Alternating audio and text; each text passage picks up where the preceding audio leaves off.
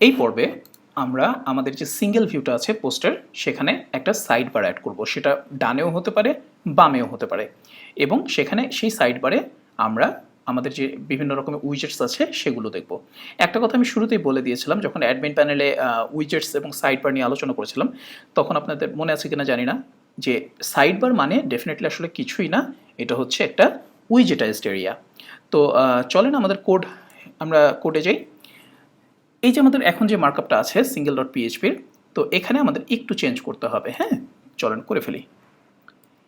না, এই হিরোর সেকশনের পরে এখানে মনে করেন আমরা দুইটা কলাম নেই, একটা হচ্ছে 8, একটা হচ্ছে 4। এখন এই 4-8-এর মধ্যে আমরা এই যে আমাদের এখন আগে যে কোডটা ছিল সেই কোডটা কপি করে এখানে পেস্ট করে দিই। ফাইন। আর এই যে এখানে এটার স্টাইলটা চেঞ্জ করে দিই, যে কলামটি 12 আর এটা হচ্ছে কলামটি 12। আর এই টেক্সট সেন্টারটা তুলে দিই, কারণ ওখানে মাঝখানে থাকলে হয়তো বা ভালো লাগবে না। সো এখানে তুলে দিই, এখানেও তুলে দিই। ওকে, বাম পাশ থেকে শুরু হচ্ছে। এখন এই যে 4 নাম্বার, এই যে এই কলামটা, এইখানে হচ্ছে আমরা সাইড বারটা লিখবো। হ্যাঁ, সাইড বারটা দেখাবো আর কি, যে এটা উইজেটাস্ট এরিয়া হিসেবে এটাকে রেজিস্টার করব। এটা করতে গেলে প্রথমে যে কাজটা করতে হবে সেটা হচ্ছে আমাদের নতুন একটা ফাংশন নিতে হবে, এবং সেটা উইজেটস ইনিট নামে একটা হুকের মধ্যে রেজিস্টার করতে হবে। ওকে, চলেন আমরা করে ফেলি। আমাদের মনে করেন ফাংশনটার নাম দিই হচ্ছে রেজিস্টার আওয়ার আলফা। না, আমরা আগে বলেছি যে আমরা আমাদের ফাংশনকে সবসময় টেক্সট ডোমেইন দিয়ে প্রিফিক্স করে নেব, আলফা সাইড বার। ওকে, ফাইন। এখন আমরা যেটা করব সেটা হচ্ছে অ্যাড অ্যাকশন উইজেটস ইনিট, এবং তার মধ্যে আমরা আমাদের যে ফাংশনটা আছে আলফা সাইড বার, এটাকে দেখিয়ে দিলাম।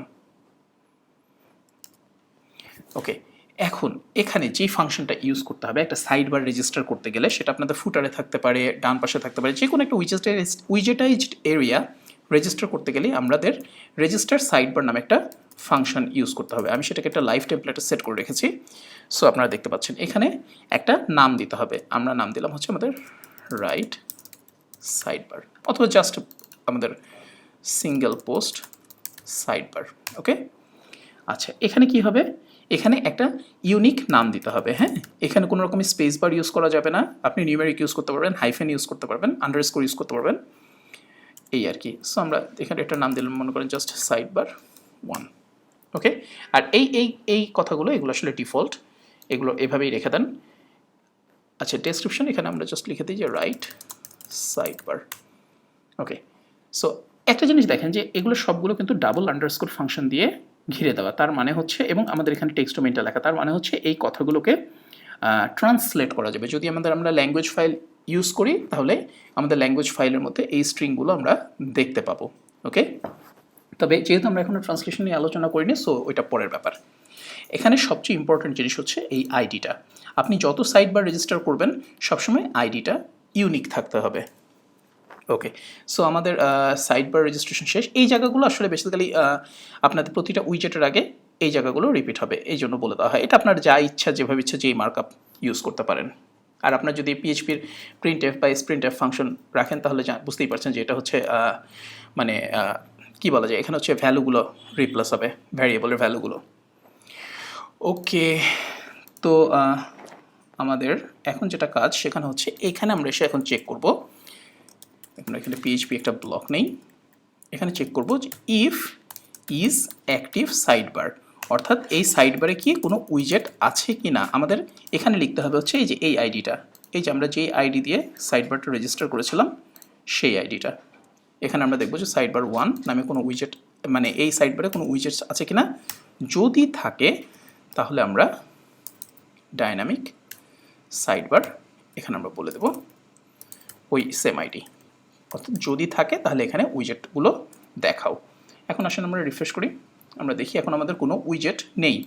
আমরা যদি অ্যাপিয়ারেন্স সেকশনে যাই, তারপর এই যে দেখেন এখন উইজেটস নামে নতুন একটা এরিয়া চলে এসেছে। সো আমরা যদি উইজেটে যাই, যে আমরা যদি এখানে এই যে রাইট সাইড বার, আমরা দেখেন এখানে দেখতে পাচ্ছেন আপনি single post side bar, right side bar, কোথা থেকে আসলে এগুলো, এই যে আপনি functions.php তে যদি আসেন সিঙ্গেল পোস্ট সাইড বার আর এই যে ডেসক্রিপশন রাইট সাইড বার। ওকে, সো এখানে আপনি এখন মনে করেন একটা জাস্ট একটা কি সার্চটাকে আমরা রাখি, চলো সার্চ ফর্ম ড্র্যাগ করলাম, ড্র্যাগ করে এখানে ফেলে দিলাম সার্চ। ওকে, সেভ। তারপর মনে করেন আমরা এখানে ক্যালেন্ডার যদি দেখাতে চাই, এখন কিন্তু কোনোটাই স্টাইল করে দেখানো, স্টাইল মানে স্টাইল ছাড়া দেখাবে, হ্যাঁ, পোস্ট ক্যালেন্ডার।